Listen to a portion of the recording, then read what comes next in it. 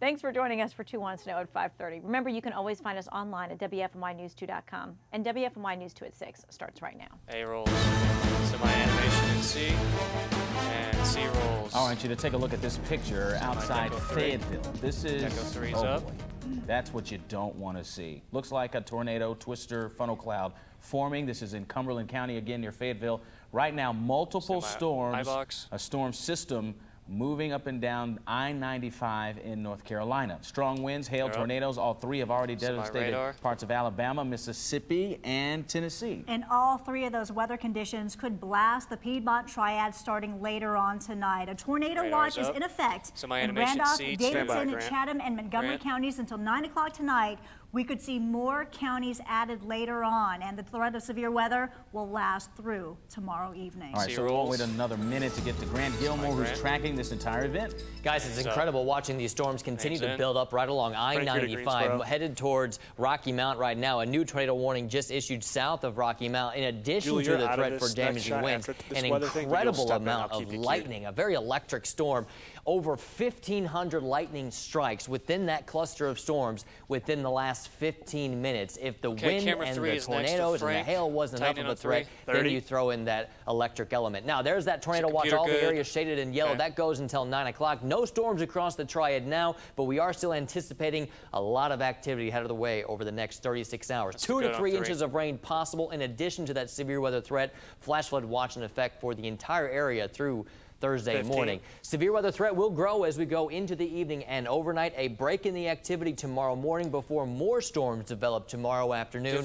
Also dealing with the threat for tornadoes, hail, and damaging winds. A lot of concern as we head through the next 36 hours. We will break down the full forecast in just a little while. And he's up. So now is the time to get ready. If you want immediate alerts about any tornado warnings or watches, you need to get the NOAA weather radio. For additional protection, you can also sign up for text alerts on WFMYnews2.com. You can find that on the left side of the screen in the quick link section. When you sign up, you will get alerts on any severe weather warning in our area. So with the severe weather threat that Grant's talked so much about, rolling through tonight, you're going to want to prepare yourself before you go to sleep. So to help keep you and your family safe, WFMY News 2 teamed up with the American Red Cross to learn about how you can get prepared. Marguerite Davis with the Red Cross says, have an emergency plan ready and know your go-to safe place. A basement is ideal, but if you do not have one, find an interior room with no windows and have something ready to take with you to protect yourself from flying debris. If you have kids, it is crucial that they stay informed as well. Make sure they understand the plan that you have. For any reason, if you had to evacuate your home, they need to know at least 2 ways outside of that home. And if one of those ways is to go out through a window, you need to be sure that that window is capable of being opened by anybody that might have to go out of that window. Your emergency plan should also include a place that you and your family will meet up outside the home if you are forced to evacuate. Those steps are for people who live in houses. Here are some more suggestions for people who live in mobile homes and apartments during a tornado warning. If you live in a mobile home, get out and get to a sturdy building if possible. If a building is not nearby, you can hunker down in a ditch. If you live in an apartment, go to the lowest level of the building. If you can't do that, take shelter in a bathtub or interior closet. If you're driving, pull over and get inside a building away from the storm. If you have to stay in the car, try to find a ditch to park in and use your emergency brake. Regardless of where you are, have an emergency kit packed and ready to go. Flashlight batteries, water, food, radios, and first aid kit are all crucial items to have when severe weather strikes. So forecasters and researchers use a wind damage scale to classify tornadoes. It's called the Fujita scale, and WFMY News 2's Tim Buckley joins us to break down that rating system. Well, that's true, Frank. Tornadoes have already left a devastating path of destruction across the South from Arkansas to Mississippi and Alabama. Both can be at video too. Based on that damage, meteorologists will go in. They'll rank the tornadoes from an EF0 on the weekend to an EF5 on the strong end. Those ratings are based on damage. Here's how it works out. EF0 tornado packs 65 to 85 mile-an-hour winds, causing some light damage like broken tree branches and some damage to siding or shingles. Now, if you move up to EF1, those tornadoes can cause moderate damage. Winds can be as high as 110 miles per hour and peel off surfaces of roofs, even push cars off the road. Now you go to EF2. Those tornadoes, they cause considerable damage with winds up to 135 miles per hour. They can rip off roofs, uproot large trees, and yes, even lift cars off the ground. Now we go up to EF5. That's between 135 and 165 miles per hour. An EF3 tornado brings severe damage. It can really turn off power and overturn trains and even lift heavy and throw those cars around. The high point tornado back in 2010 was an EF3 storm. Now, EF4 winds top out at 200 miles per hour, leaving devastating destruction in its path. They can level your house, throw cars around, and destroy schools. Now, here's the good news. The Triad has not seen an EF4 storm on record. Then there's EF5, the highest ranking ever for a tornado. Winds will be over 200 miles per hour with those completely destroying strong frame houses, even brick structures. There has never been an EF5 tornado in North Carolina. And guys, we certainly hope that there will not be. Absolutely, Tim. Thank you. Remember, as the storm heads our way, you can get constant updates with the WFMY News 2 app. You can get interactive radar and weather alerts. It is free in your app store for both Apple and Android devices. Also have that NOAA weather radio. C-rolls. We're in your toss. Looking at these pictures are going to make your jaw drop as well. A garbage truck crashed through a daycare in Greensboro. That wreck happened just after 10:30 this morning at the Child Care Network Daycare on West Friendly Avenue. All 145 children inside were accounted for, and they are okay. And we're happy to hear that. WFMY News 2's Chad Silver's live at the scene. Chad, we just learned more about who was driving that garbage truck.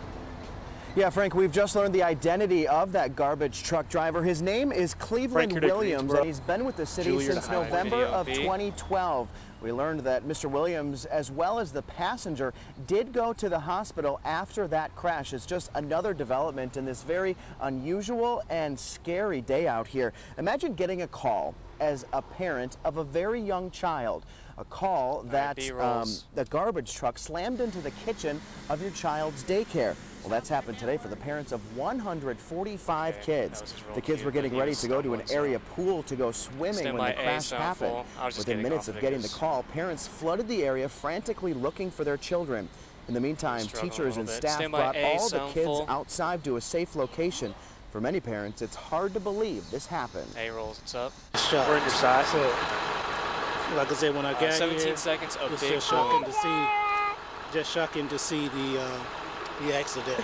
She was a little scared. A lot of commotion going on. You know, 5 away. Her teacher said they thought it was a thunderstorm. So it was a big boom. That's it. Now let me show you how this happened. Police say a city-owned garbage truck was driving south on Hillcrest when it collided with a car driving east on Friendly. The truck then drove over the curb and slammed into the northwest corner of Child Care Network. The truck also hit a bus in the parking lot, but somehow missed a power pole before it plowed into the building. It took rescue crews hours to secure the truck and the building before they were able to remove it.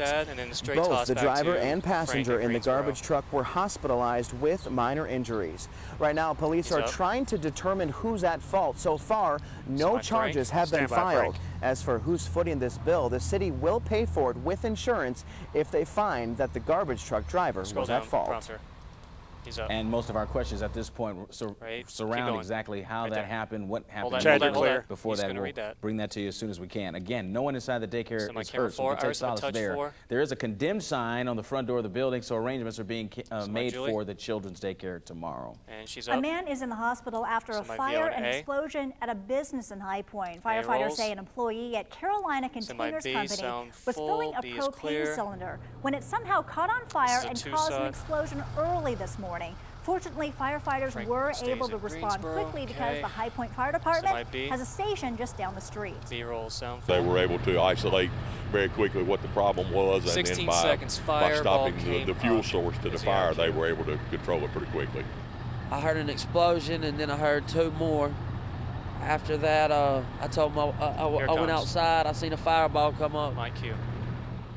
The High Point Fire Department says the employee went to the hospital with burns, but his injuries are not considered to be life-threatening. 3 people are in critical condition after a FedEx package handler went on a shooting rampage outside Atlanta. Police say the gunman entered the facility just before 6 in the morning, decked out Rambo style with an assault rifle bullet strapped to his chest.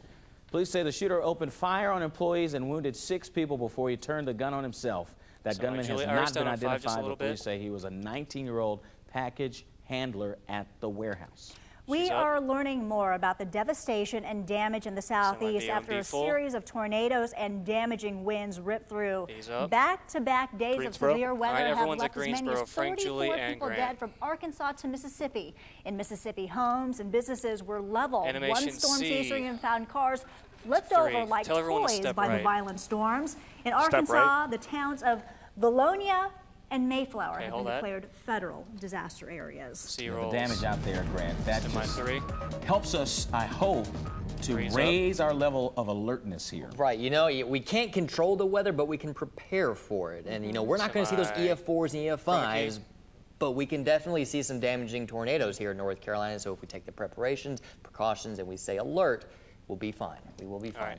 Here's what we're seeing right now. A tornado watch out there for the southern half and the eastern half of the state, for that matter, until 9 o'clock. That's that watch, the tornado watch that we've been talking about for the last few hours now. A tornado warning now for Edgecombe County. Not in our area, but it is coming down, something that we're watching. Keeping an eye on the severe weather across the entire state, because this could be here later on tonight, if not tomorrow. We're starting to see that circulation just south of Tarboro. So if you know anyone in Tarboro, you know, check on them. That's headed to the northeast, headed towards Windsor right now. That warning in effect until 6:45. Our plan is this. We will see the threat for damaging winds, large hail, and even a few isolated tornadoes through tonight, and then through tomorrow afternoon as well. That threat will peak as we go into the overnight, dies down into tomorrow morning, and then rises once again into tomorrow evening. We'll take a closer look at our stormcast and that, of course, all-important 7-day forecast on the other side of the break, guys. And here's what we've done. We've posted a severe weather tech resource guide on WFMYnews2.com. So to find out how to download our apps on all devices, sign up for text alerts, breaking news emails, even how to follow us on Twitter and Facebook, you can do that all in one place there. And due to the threat of severe weather today, the Shred-a-thon scheduled for this afternoon, of course, had to be rescheduled. Good news if you were one of those who couldn't come today because you didn't have everything together, so we have some time here for you. The new Shred-a-thon date, Monday, May 5th at Four Seasons Town Center from 4 until 7 p.m. Hey, Rolls, what's up? What's old is new again. Check out the yarn made from recycled plastic bottles. We've saved probably over 500 million bottles from going to the landfill. This golf shirt is made from 13 recycled bottles, and the yarn is made in the Triad. 3, 2, 1, and fade.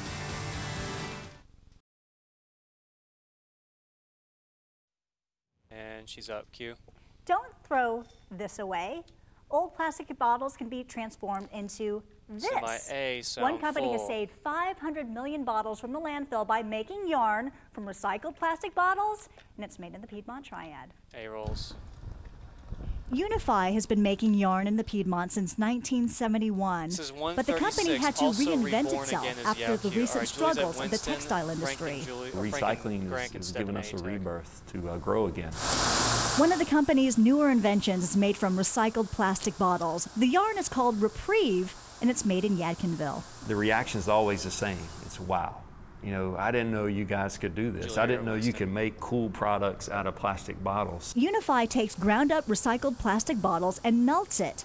It's then filtered, cleaned, and then transformed into a polyester-type material and made into yarn. That yarn is then sold to manufacturers. And that yarn ends up into fabric and garments and other forms of end uses all over our nation. You can find Reprieve in Patagonia products, in socks and T-shirts. We're working with REI. We're also working with Hager, Ford Motor Company. So the list just keeps growing every year. Check out Unify's president and COO, Roger Barrier. He's decked out in dozens of recycled plastic bottles. So if you look at what I'm wearing today, I'm wearing 26 bottles, you know, from the shirt to the pants to the shoes. Just as plastic bottles get into use, Unify has found a new purpose with the help of innovative products like Reprieve. You know, we were a great big company 15. Growing. We went through this textile demise. Right, we sort of had to reinvent ourselves. Close, you know, and now we're doing really good as a company. You know, we're growing, we're adding jobs. Right, a little closer to so Frank. we're also reborn again. Mike, Julie, thank you. Unify has also teamed up with the Greensboro Grasshoppers. 50 T-shirts are given away at Saturday home games. This is what they look like. All they ask for you to do is recycle plastic bottles. This one is made from 2 bottles. How cool is that? Very phenomenal. All right, so we've been seeing a lot of footage coming out of the south, and we've talked a little bit, or a whole lot, about the storm system now to our east causing problems, and it may be just a matter of time for us. Well, you know, if we're talking about trying to find some light out of this storm here, the good news is actually the Storm Prediction Center has just canceled the tornado watch for Montgomery, Moore, Randolph, and Chatham County. So that's good news. That doesn't mean that we are in the clear. It just means that the threat isn't as high as what we had thought originally going into the evening. Here's the 7-day forecast. We'll talk more about that in detail, but let's talk about the next 7 days first. Still a good chance of severe weather tomorrow, 100% chance. That's of precipitation, of rain, not necessarily of severe weather, so don't confuse that. 40% chance of a few storms as we go into Thursday morning. We'll go into the weekend, clearing all out and looking pretty good for Saturday and Sunday. High temperatures back up to 74 degrees next Sunday under a mostly sunny sky. So the severe weather threat today really focused through Mississippi and Alabama. That does extend into the Carolinas, more so through eastern North Carolina, and then into tomorrow we will maintain that threat for damaging winds, large hail, and a few isolated tornadoes. And we are seeing a few of those isolated tornado warnings through eastern North Carolina, but the severe weather really beginning to pop through southern Mississippi into Alabama. We're really focused on central Alabama as we go into the evening and overnight, and more so into Georgia as well. But still some severe weather already through the eastern half of the state. There's the new tornado watch. We did have Randolph County, Chatham County, Montgomery County included in that tornado watch that has been trimmed, but still the eastern half of the viewing area still, at least the eastern half of the state, still in that tornado watch, with that tornado warning currently in effect now for Edgecombe County, Martin and Pitt County, and we can really start to see a little bit of that rotation developing with that storm system as it moves over Bethel right now, headed towards Williamston. So if you know people in that area, probably a good idea to give them a call to make sure that they know exactly what's going on weather-wise in their neck of the woods. We are locked in the cold air here in the Triad. 54 degrees in the Triad right now. Look down towards Fayetteville, 70 degrees. That's that warmth and that moisture building up from the south. 82 degrees in Columbia, South Carolina. Eventually that warm front will push to the north. We thought it was going to happen through the day today. It has not. So that's why the severe weather threat today has actually stayed a lot lower. But still, scattered showers and storms are still expected to develop as we go through the evening and overnight. And with that, there's enough energy in the atmosphere to produce a few stronger or severe storms. I think we see a break in the activity through tomorrow morning, and then more storms building up from the upstate of South Carolina out of Georgia, and that overspreads the area tomorrow. A much more ominous looking situation for tomorrow afternoon. So that's just that. That severe threat grows through this evening, not a huge threat. Break in the activity tomorrow morning, and then more storms developing into tomorrow afternoon and evening. Unstable air mass building across the Carolinas as we go through the day tomorrow. Eventually that cold front will move through, and that allows clearing to take place as we go through the second half of the week, and that gets us ready for the weekend. 76 degrees out there tomorrow afternoon. Showers and storms with that severe potential developing into the evening and overnight. More WFMY News 2 at 6 coming up after the break. 3, 2, 1, and fade.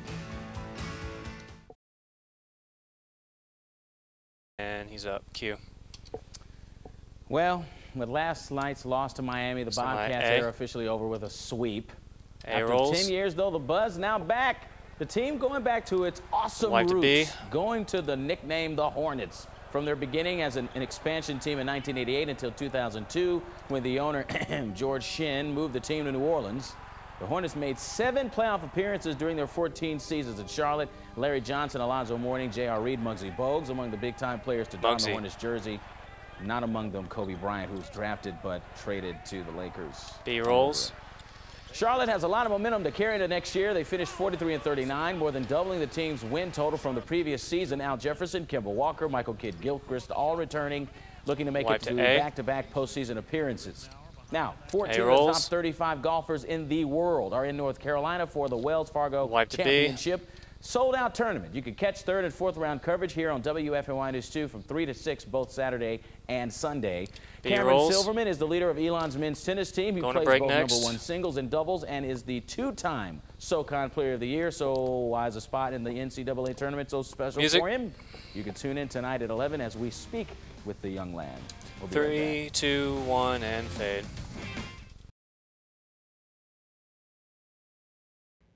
It's a sight you won't see every day. A dead black bear on the NC State campus. A groundskeeper found the bear on a bench around 8 o'clock this morning. Authorities believe the 200-pound bear was killed elsewhere and moved to the campus, although it's unclear how the bear died. He's up. That's cruel. I know. Wow. Let's take a look at what's on tap for tonight at 11 o'clock. Weather, of course. 3 shot, both the Greensboro storms, what you need to know right before you go to sleep, plus a tragedy they will never forget. The group that's young at heart, thanking God for their recovery. That's tonight at 11 o'clock. 30. So that tornado watch has been lifted, but we're certainly not in the clear. Right, just for our counties here in the viewing area, but Point C still under the gun for severe weather. There you see the tornado watch in the yellow shaded area. That continues until 9. We're still under at least some concern for the threat for some severe weather overnight, but really peaking through tomorrow afternoon and evening once again. We will see some showers and storms likely develop across the area. Keep it tuned to WFMY News 2 and WFMYnews2.com. All right, C rolls. Safe, everyone. We'll see you at 11. 5, 4, 3, 2, 1, and out. She should have just left it there.